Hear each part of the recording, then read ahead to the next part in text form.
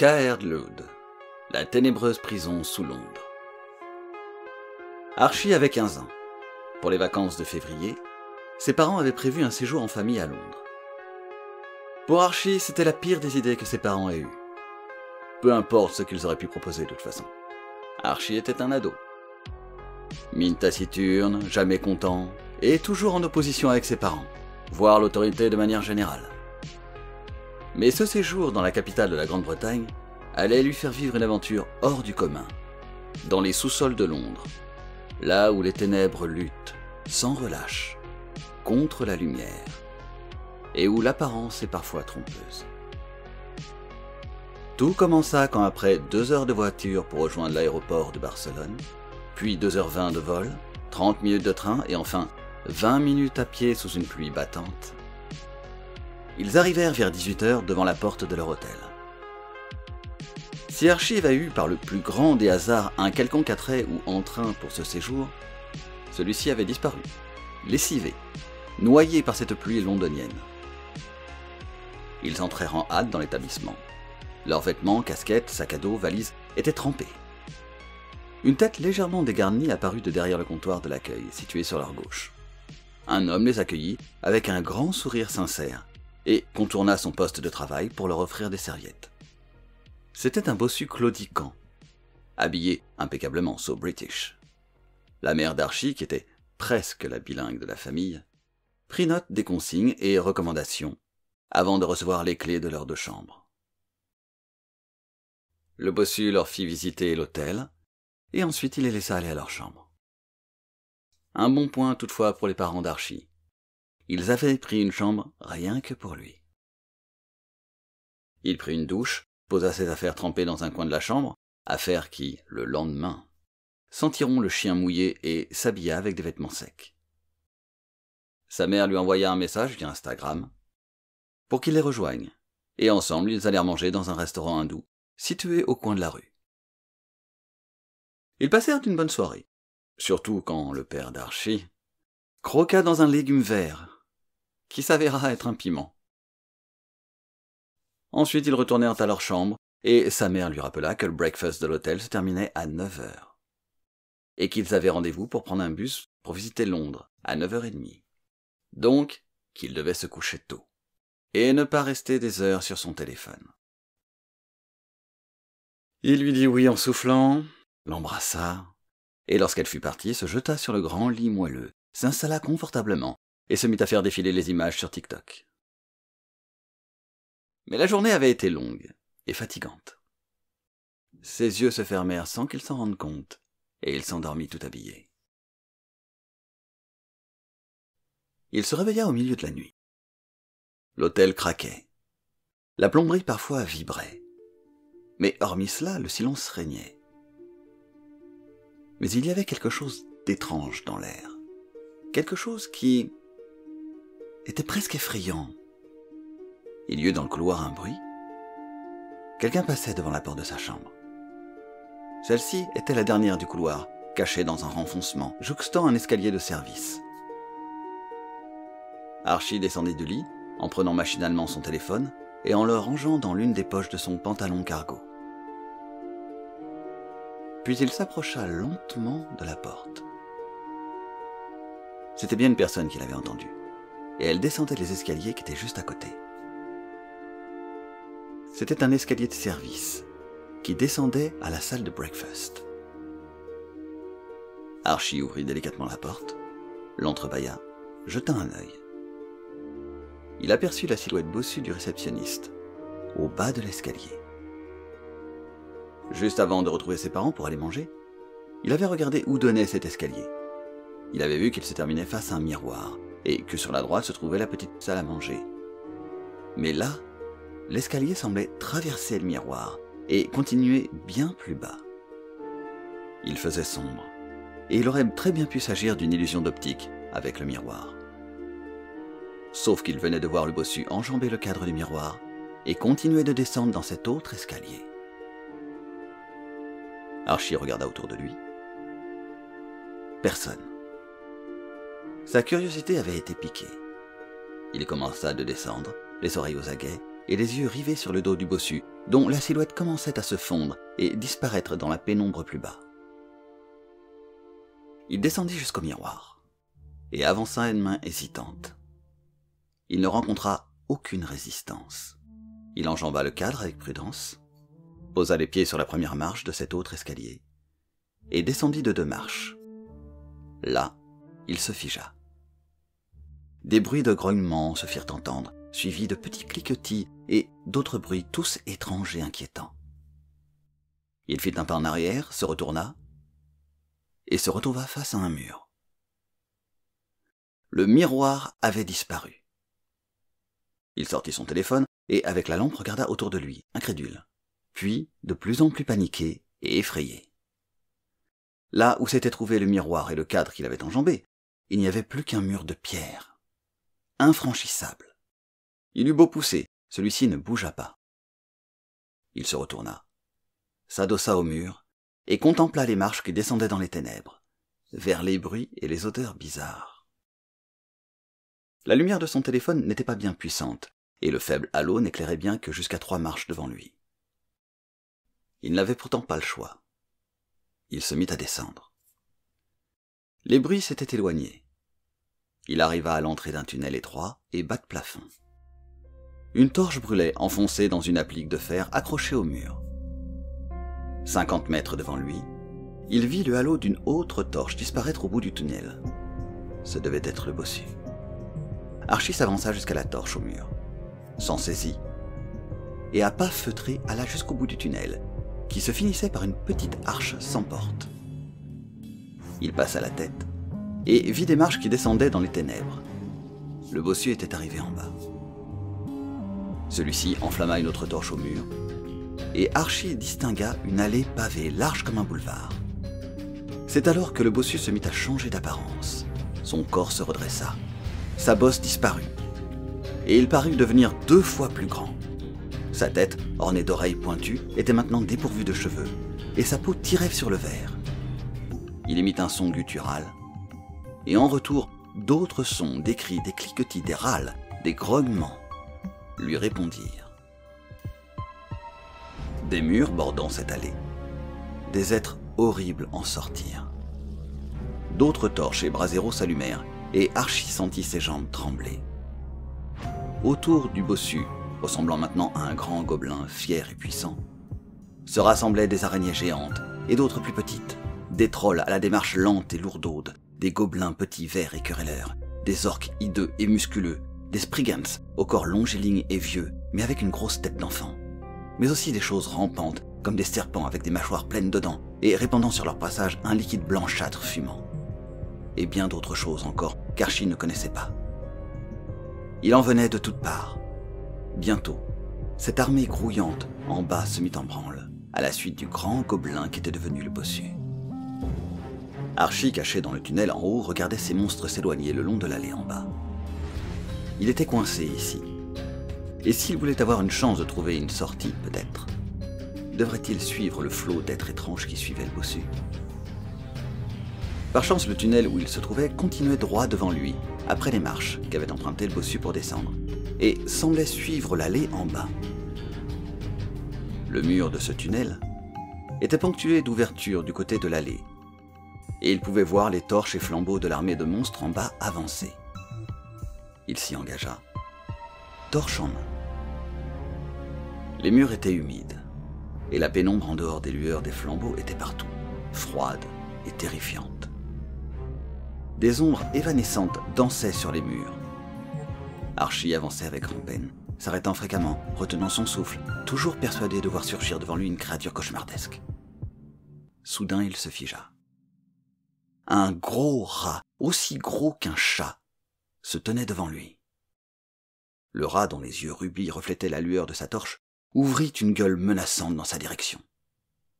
Archie fit un pas en arrière, glissa sur la pierre humide et tomba sur les fesses. Le rat fut pris de soubresauts, comme s'il rigolait. « Non, ne mange pas, s'il te plaît !» couina Archie. Le rat se roula sur le dos, ses petites pattes se tenant le ventre, pris d'un tremblement extrême. Il riait pour de vrai. Puis son apparence changea, et Archie crut deviner la silhouette d'un elfe de maison, comme dans Harry Potter.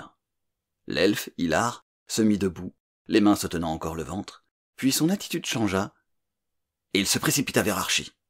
Le pauvre garçon émit un cri de terreur, en levant les mains vers son visage pour se protéger.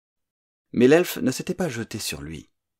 Il se tenait à ses côtés, et fixait quelque chose qui arrivait dans le dos d'Archie. Celui-ci entendit des cliquetis, et tourna lentement la tête, pour voir arriver une araignée géante, noire et velue, qui le fixait de ses 8 yeux. « C'est mon cousin !» dit l'elfe à l'araignée. « C'est un Forchester. Il a passé trop de temps là-haut, et j'essaye de le faire redevenir lui-même. » L'araignée cliqueta de nouveau, et se détourna d'eux en passant par l'ouverture donnant sur l'allée en bas, pour rejoindre le flot de monstres. « Si je n'avais pas été là, elle t'aurait enveloppé dans un joli cocon. » Archie bredouilla un « Qu'est-ce que... Oh, dis calme, mon garçon.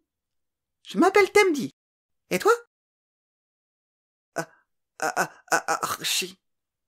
Nice to meet you, Archie. Non, Archie. Archie. Eh bien, enchanté. Moi, pareil. Il hésita puis demanda. Vous êtes quoi? Je suis où et pourquoi je vous comprends? Je suis un hobgoblin. Tu te trouves sous Londres, dans les ténébreuses ruines de Caerlood. Et je te parle dans la langue ancienne que chaque être vivant est capable de comprendre. Même vous, les humains. Bon, dis-moi, comment es-tu arrivé ici? Archie lui expliqua comment il avait suivi le bossu de son hôtel et la manière dont il s'était retrouvé enfermé une fois le miroir traversé. Temdi hocha de la tête. Je comprends. Tu as eu la chance de tomber sur moi. Les autres ne sont pas méchants, mais sous leur forme monstrueuse et dans ces ruines. Temdi fit une petite grimace douteuse. Disons que un humain n'a rien à faire ici. Viens, je vais t'aider à remonter à la surface. Archie emboîta le pas à Temdi, qui sautillait comme un enfant joyeux. Le garçon se sentait un peu plus rassuré, maintenant qu'il avait quelqu'un pour l'aider. Temdi, tout en sautillant d'un pied sur l'autre, se mit à lui parler des monstres et de Caerlood. Depuis toujours, l'ombre et la lumière s'opposent, lui racontait-il. Bien avant que les humains ne deviennent ce qu'ils sont, des êtres extraordinaires peuplaient ces terres. Les êtres de l'astre flamboyant du jour et ceux de la blanche et lumineuse lune. Les êtres du jour étaient comme leur astre, fiers et droits, inflexibles. Ils ne comprenaient pas les êtres de la nuit qui, comme leur astre à eux, étaient changeants, tant dans la forme que dans les idées. Les êtres du jour n'appréciaient pas cette capacité des êtres de la nuit de pouvoir remettre les choses en question, de pouvoir changer d'orientation du jour au lendemain. Pour eux, il fallait une seule et même ligne directrice, et que jamais cela ne change. Des conservateurs obtus et bornés. Cette différence d'orientation, cette différence de culture, engendra des conflits. Mais quand les humains, pleins de potentiel, se mirent à peupler la Terre, les êtres du jour comme de la nuit se querellèrent encore plus fort pour savoir qui aura les faveurs de ces nouveaux venus. C'est au cours d'une grande bataille, ici, dans ce qui fut autrefois la majestueuse cité de Caerlood, que la lumière triompha de l'ombre. Par un puissant sortilège, tous les êtres de la nuit qui n'avaient pas réussi à fuir furent emprisonnés. La lumière prit l'ascendant sur les humains, et bientôt Caerlood fut oubliée, et au-dessus d'elle les humains construisirent un village, puis une ville, et enfin Londres. Les êtres de la nuit, qui avaient la capacité de changer de forme, se mêlèrent aux humains. Mais toutes les nuits de pleine lune, nuits qui voient la puissance des êtres de la nuit augmenter, ils se réunissent ici bas pour affronter les gardiens du sortilège. « Qui sont ces gardiens ?» demanda Archie. « Connais-tu Big Ben, la gare Saint-Pancras, Buckingham Palace, le Tower Bridge et les autres monuments ?»« Oui, enfin, certains. » « Ces monuments sont le siège de la lumière. Ils revêtent la forme ici à Caerlood de chevaliers en armure d'or et d'argent.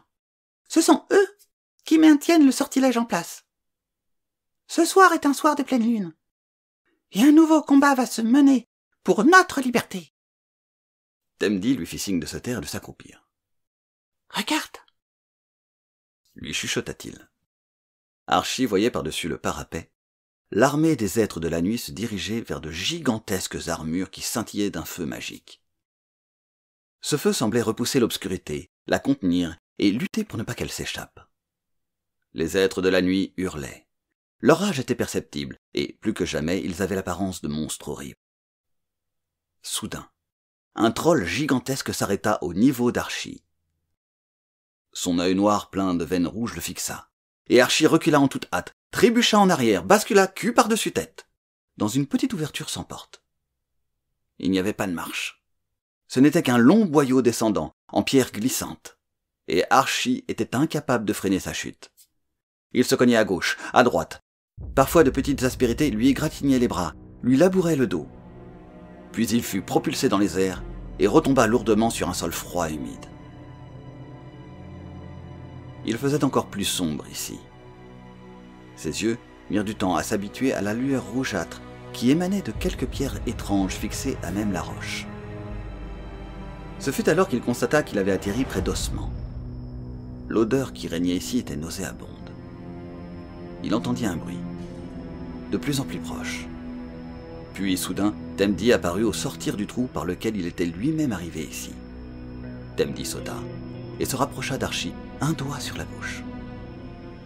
Il regarda tout autour de lui, en continuant d'imposer le silence à Archie. Il lui fit signe de le suivre, mais ils ne firent pas 3 mètres que Temdi les stoppa net. Une forme noire émergeait de devant eux. C'était un monstre, comme Archie n'en avait jamais vu. Pas même dans les films d'horreur qu'il s'amusait à regarder avec les copains, parfois. Le monstre devait faire 2 mètres. Il était gros et gras. Sa tête répugnante était boursouflée. 2 gros yeux globuleux et fous surplombaient une bouche pleine de dents pointues et dégoulinantes de bave. Ses bras, aussi gros qu'un tronc d'arbre, se terminaient par des doigts boudinés qui tenaient d'un côté un gourdin, où du sang avait séché, et de l'autre une chaîne noire et poisseuse. Temdi les fit reculer en douceur. Le monstre ne les avait pas aperçus. Ils se faufilèrent dans une ouverture étroite dans la roche. Archie ne vit pas le squelette à leurs pieds, mais il entendit le bruit que cela fit lorsqu'il écrasa l'un des os. Le monstre aussi l'entendit. La créature poussa un cri ignoble et effrayant.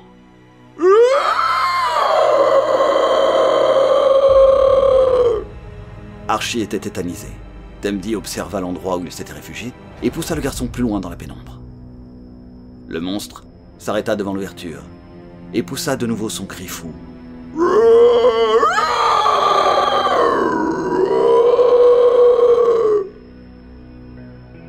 Il resta un moment devant, monstre hébété, comme incapable de prendre une décision. Puis lentement, il se détourna et traîna sa lourde carcasse ainsi que son gourdin et sa chaîne un peu plus loin. Chut, chut, ça va aller, il est parti. Archie, Archie !» appela-t-il. Le garçon reprit doucement le contrôle de lui-même. Qu'est-ce que c'était ? Les êtres de la nuit n'ont pas tous bien supporté l'emprisonnement. Certains sont devenus fous. Ils errent ici dans les plus bas niveaux de Caerlud. Il est arrivé que certains, bien plus malins que celui-ci, et dotés de la capacité de changer de forme, soient remontés en surface pour commettre des crimes sur les humains. Ça arrive peut-être encore de temps en temps. Des crimes ? Oui, t'as entendu parler de Jacques l'Éventreur ? C'en était un. La bonne nouvelle, c'est que je connais le chemin pour remonter en partant d'ici. Ils attaquent les humains ? Que les humains ? En fait, non, ils s'en prennent à tout ce qui bouge. Mais pour je ne sais quelle raison, ils haïssent les humains. C'est alors qu'au fond de la caverne où il se trouvait, quelque chose se réveilla.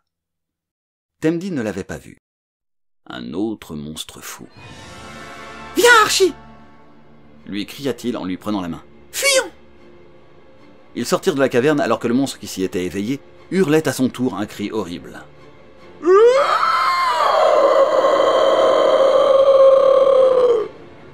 Dans la ruelle, l'autre monstre se retourna. En les voyant, il leva sa lourde massue. Temdi emportait Archie dans sa course folle. Le garçon avait l'impression de ne plus toucher terre tellement ses pieds allaient vite. La massue retomba. Mais ils étaient passés juste à temps. D'autres formes émergèrent des cavernes, mais Temdi courait. Ils arrivèrent devant des marches. Ah, vas-y, vas-y Archie, monte. Je vais les attirer ailleurs. Non, Temdi, viens avec moi. Archie, je suis l'un des leurs.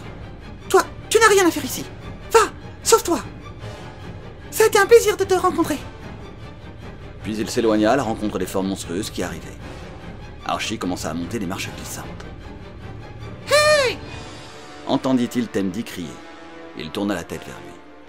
Temdi sautillait joyeusement. Deux monstres, dont celui avec la massue et la chaîne, se dirigeaient vers le joyeux drille. Quand ils furent proches, Temdi se transforma en rat et grimpa sur le dos d'un des deux monstres. L'autre chercha alors à l'écraser. Temdi esquiva le coup qui fracassa la clavicule de l'autre monstre. Archie entendit Temdi rire de plus belle. Puis il se retourna et il se remit à grimper les marches. Il arriva finalement dans un long boyau qui se rapetissait de plus en plus. C'est en rampant qu'il émergea sous une vaste voûte dont le plafond et les murs étaient remplis de tags et graffitis. Pas de doute, il était de retour chez les humains. Mais il ne savait pas où il était. Et à cette heure tardive de la nuit, il n'allait pas rencontrer grand monde. Et puis son anglais était déplorable. Au détour d'une rue, il reconnut un magasin qu'il avait visité dans la journée, et, réussissant à se repérer, il retrouva le chemin de l'hôtel. Le jour se levait, et quand il arriva devant la porte de l'hôtel, il sonna. Il n'avait pas pensé à mémoriser le code d'entrée. Une ombre se dessina derrière la porte, et celle-ci s'ouvrit. Le bossu était là, souriant et avenant. Archie eut un moment d'hésitation, puis le remercia, et entra alors que l'autre s'effaçait pour lui laisser le passage. Dans les yeux du bossu, il crut voir une lueur. Peut-être la même lueur qu'il avait eue lui en hésitant, et qui indiquait que l'un et l'autre savaient. Il retourna dans sa chambre, prit une douche et se coucha. Sa mère rouspéta quand il se leva plus tard que prévu.